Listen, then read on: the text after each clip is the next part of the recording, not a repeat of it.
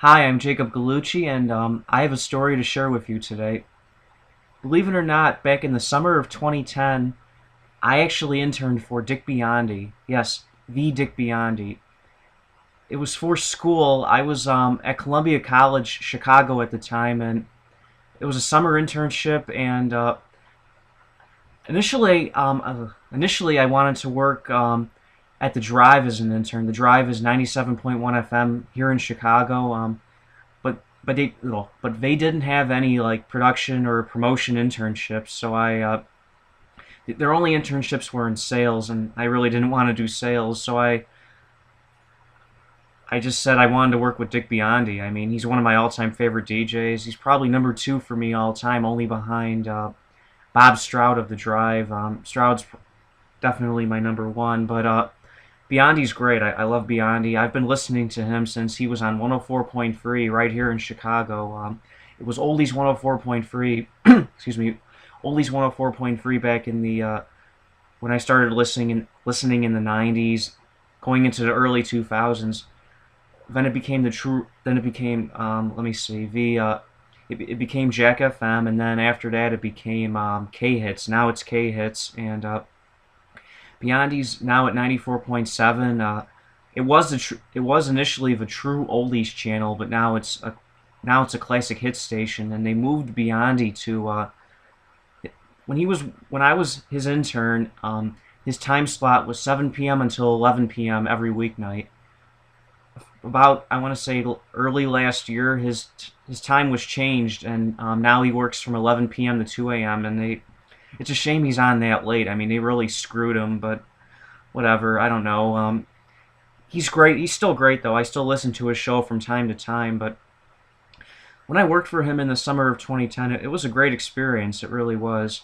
He's really a nice guy. He's really, down to earth and friendly. He's funny. He's really a funny guy, and I don't know if I should be saying this or not, but he swears a lot. He says the F word more than you would think. I mean, but he's great. He's funny, and he's a great storyteller, and I'm surprised no one has written a biography about him, or he hasn't written like an autobiography himself, because there's so many stories. He's worked at so many places.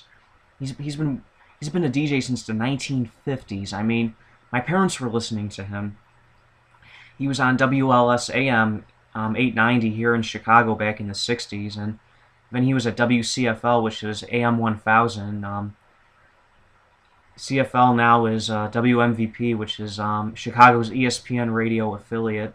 But it was fun. I really enjoyed working for him, and I would on Fridays, I worked for him on Wednesdays and Fridays. Fridays I would pick up the phone during like the request.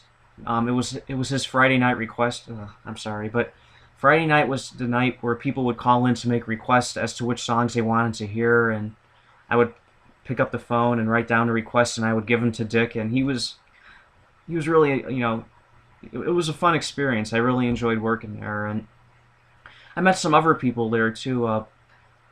I met two of the producers, Dan Wolf and Jeff Stogas. They were nice guys. Wolf is still there. He's still at 94.7. Stogas isn't, though. He's been gone for a couple years now. But I also met a couple of the other DJs. Tom O'Toole, he was a nice guy. Danny Lake I met. He was nice too. And Greg Brown. Greg Brown was really a friendly guy and just really nice. I like Greg Brown as well. And yeah, I mean, it was fun. And I worked there from May until July of 2010, and it was going to go to August, but some weird things happened. I can elaborate right here, but I was cutting paper for Biondi's Friday Night Request Party. He was always telling me to cut paper, and the producers told me to cut paper too, and I was doing that.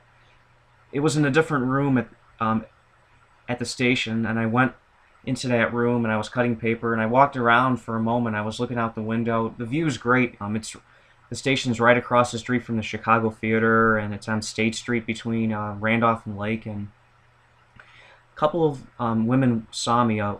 a white woman and an African American woman. They saw me and they were wondering what I was doing. I was just saying I was cutting paper for Dick Biondi, and they must have misunderstood what I was talking about. They thought I was just wandering around where I shouldn't be, but I had no idea. Other stations apparently shared that same space. Upstairs, um, WLSAM 890 was their studio was there, and 94.7 was there, and where I was, and it was just weird what happened.